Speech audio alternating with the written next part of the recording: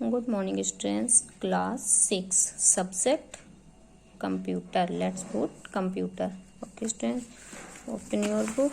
आपका page number, book पे के कौन सा चैप्टर रीड हो रहा था, आपका पेज नंबर हमें रीड करना। चैप्टर आपका सेकंड था, chapter second operating system Windows 7। Okay students, हमने यहाँ तक रीड कर लिया था। आज हम यहाँ से रीड करेंगे। It's boot the computer. Okay students, page number 14.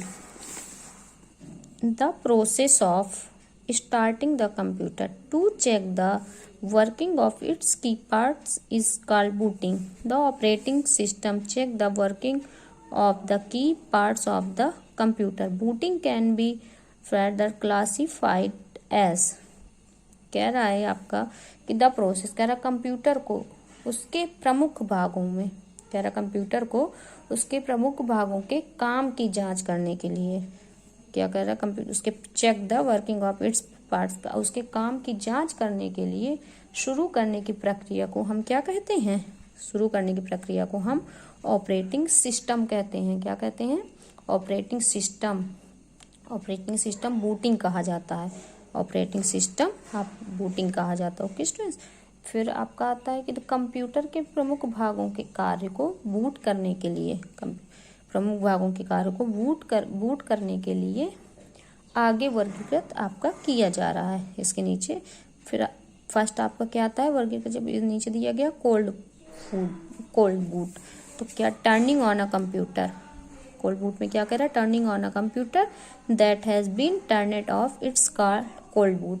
कह रहा है कि जिस कंप्यूटर को बंद किया गया है, कह रहा है ना, जिस कंप्यूटर को बंद किया गया है उसे चालू करने को कोल्ड बूट कहा जाता है। जिस कंप्यूटर को बंद किया गया है उसे चालू करने के लिए उसको कोल्ड बूट कहा जाता है। ओके स्टूडेंट्स, आपका सेकंड है वार्म बूट। तो क्या कह रहा है? Restarting the computer is called as warm boot. Computer को पुनः प्रारंभ करने को वार्म बूट कहा जाता है। क्या कहा जाता है? कंप्यूटर को पुनः प्रारंभ करने को रिस्टार्टिंग, है ना, रिस्टार्ट मीन्स होता है दोबारा चलाना, पुनः प्रारंभ करने को वार्म बूट कहा जाता है। Okay students, it manage various peripherals devices and coordinates with memory and operating system perform basic computer task such as managing input and output devices and coordinating with the memory.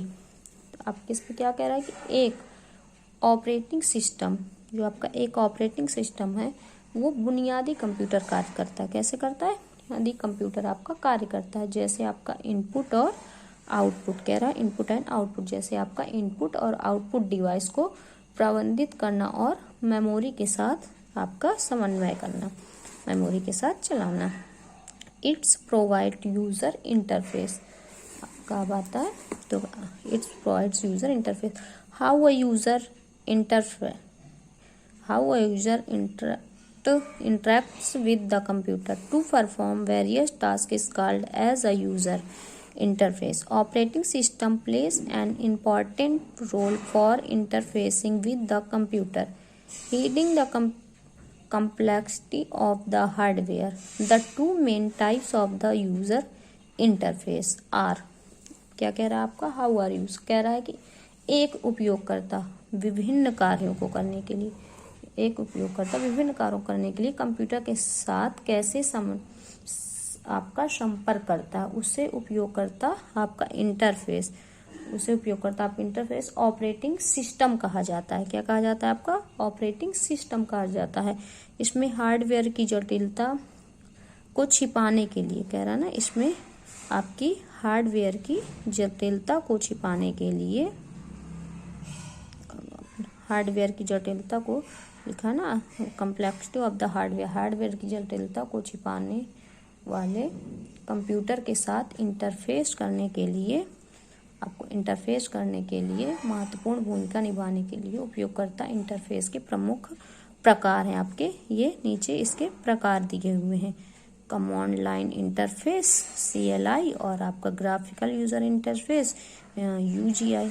तो in this interface the user interacts with the operating system by the typing and giving commands to perform specified tasks. Examples of commands the interface are Unix, DOS, disk operating system, etc. इसके बाद आपका आता है graphic user interface GUI.